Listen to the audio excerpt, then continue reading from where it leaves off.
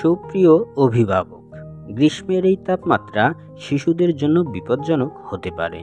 তাই আজকের এই ভিডিওতে আমরা জানাবো কিভাবে অতিরিক্ত গরম থেকে আপনার সন্তানদের সুরক্ষা দিতে পারেন।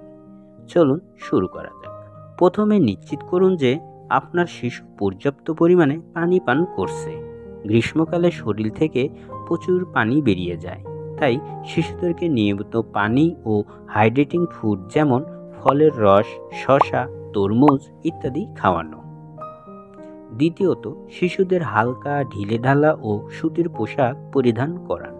এই ধরনের পোশাক তাপমাত্রা নিয়ন্ত্রণে সাহায্য করে এবং শরীরকে ঠান্ডা রাখে। তৃতীয়ত, সরাসরি সূর্যের তাপ থেকে শিশুদের রক্ষা করুন। বাইরে বের হলে তাদেরকে টুপি, ছাতা ব্যবহার করতে বলুন এবং সানস্ক্রিন লাগাতে ভুলবেন না। চতুর্থ, ঘরের ভেতরে শীতল পরিবেশ নিশ্চিত করুন। পাখা, এয়ার কন্ডিশনার বা কুলার ব্যবহার করুন।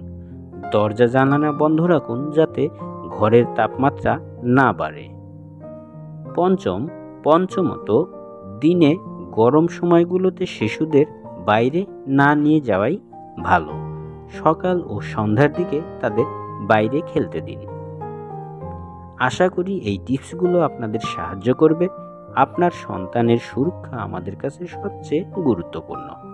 ভিডিওটি ভালো লাগলে লাইক ও শেয়ার করুন এবং আরও স্বাস্থ্যকর টিপসের জন্য আমাদের চ্যানেল সাবস্ক্রাইব করতে ভুলবেন না। আজ এ পর্যন্তই।